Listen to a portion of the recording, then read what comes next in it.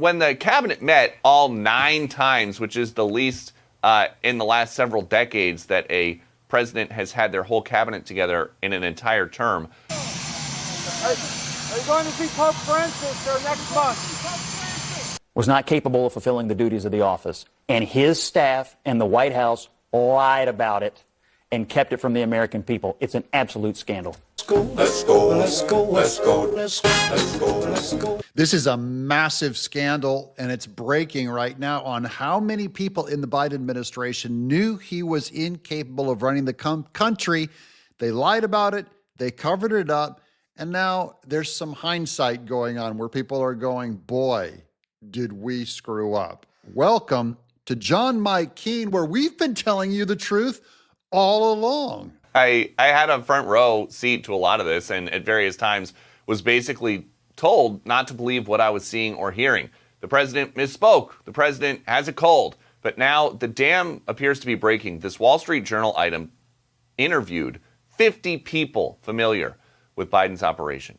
And it raises a lot of questions about who was making key decisions. You mentioned the Afghanistan withdrawal. If the president was as diminished as this story makes it sound, that would be a huge problem, and it could explain why certain decisions were made that turned out to be catastrophic and why no apologies were ever made. Now, they're saying that Biden was diminished and incapable of communicating and things like that, even during the Afghanistan withdrawal. That's his first year in the presidency. So that's 4 years ago. That it didn't suddenly happen that he's diminished and declined and falling asleep all the time.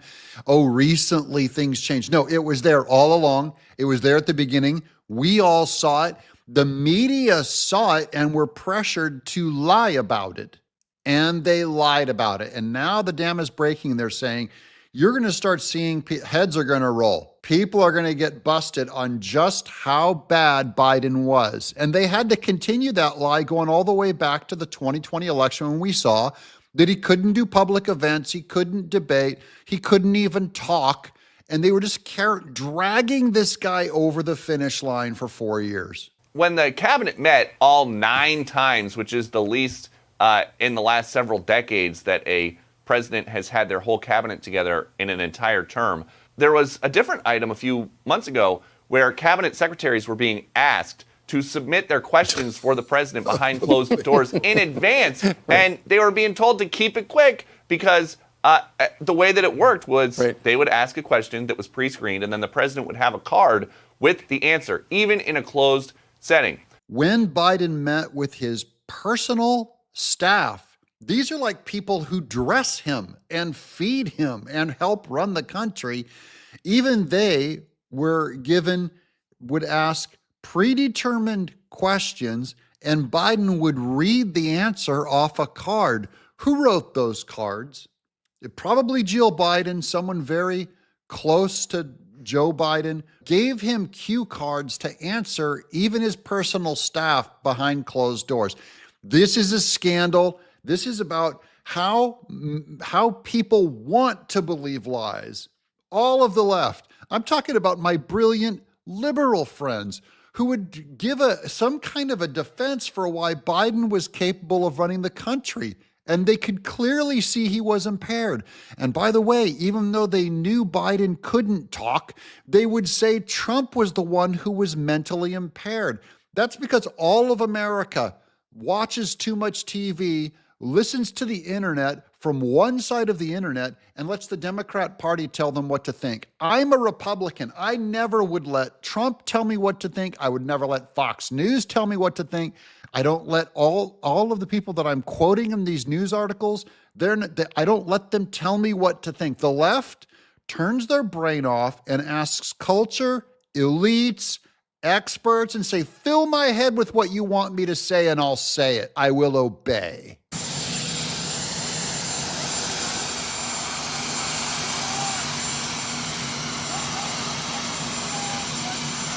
Mr. President, Mr. President, Mr. President, are you going to see the Pope next month? Are you going to visit Pope Francis next month? Please repeat that, sir. That's Biden looking like a terrifying zombie just recently. And they're asking him if he's going to visit the Pope, pretending like he's conscious, pretending like he knows where he is. Here's the tweet breaking. Biden rushed to the White House late in the evening. Biden was sent to the White House tonight, even though he was scheduled to be in Delaware on vacation. Look at his face. This guy looks terrified. No, that is just normal, disoriented, old guy that can barely make it around. And there's Jill trying to be bright and distract and make up for it. But Biden, look at him walking around. He does not know where he is. Are you going to see Pope Francis next month?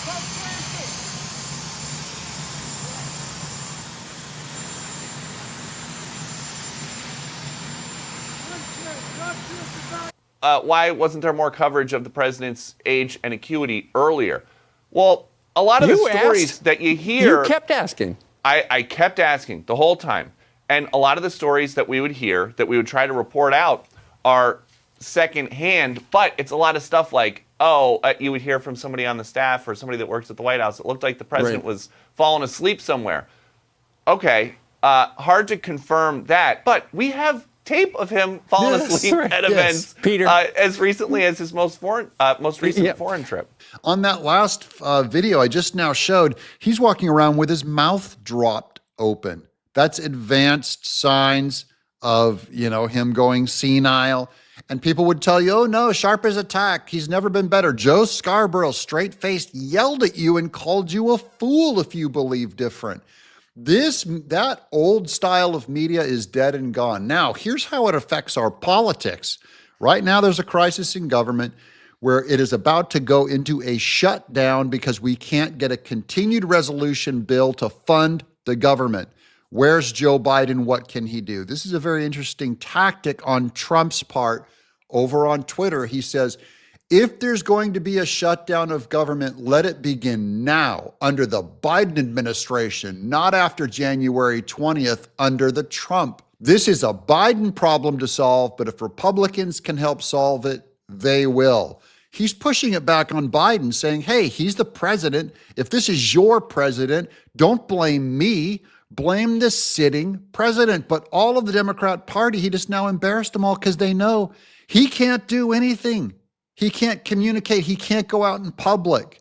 That could be why they pulled him off of vacation to bring him back in and pretend like he's going to, what do they do, write on note cards what he's going to say? This does show Biden having all of these sort of walls up. Yeah. And the walls kept getting higher and higher as the years went on. This is the biggest scandal in America. And the level and volume of people who dedicated themselves to lying to everyone at home about this man's condition for 4 straight years up through this summer is breathtaking. It's a scandal of epic proportions. And it's a fair question to ask. Who is running the country? Who has been running the country? I'm going to put aside that question, who is running the country, for a second. I'm just saying that Scott Jennings is calling everyone around that table at CNN liars, that they collectively lied to the entire country for 4 years. He has that head of the Democrat Party over there smiling. They're embarrassed. They got caught. This is the deepest scandalous lie, and in collusion with media, with the people that are supposed to be this fourth branch of government to tell the truth and expose everything and keep the government in check. And instead they were working whole cloth for the Democrat Party to participate in the cover-up. Everyone at CNN needs to be fired. The entire organization needs to be fired. The MSNBC network needs to be fired. Karine Jean-Pierre needs to resign. All of these people need to resign in shame. All of the media, New York Times, any magazine that ever did one of these articles, Joe Scarborough shouldn't be able to report on the news for life. Now, on the question, who is running the country? Because Biden is so impaired, it is clear he is not running the country. This is tragic. His mouth is dropped open. He can't think. He can't speak. He looks like a zombie when he walks. Guys, who's running our country? And as I said earlier, if you're worried about Donald Trump's advisors having influence, for the last 4 years, apparently this president, duly elected, but this president was not capable of fulfilling the duties of the office. And his staff and the White House lied about it and kept it from the American people. It's an absolute scandal.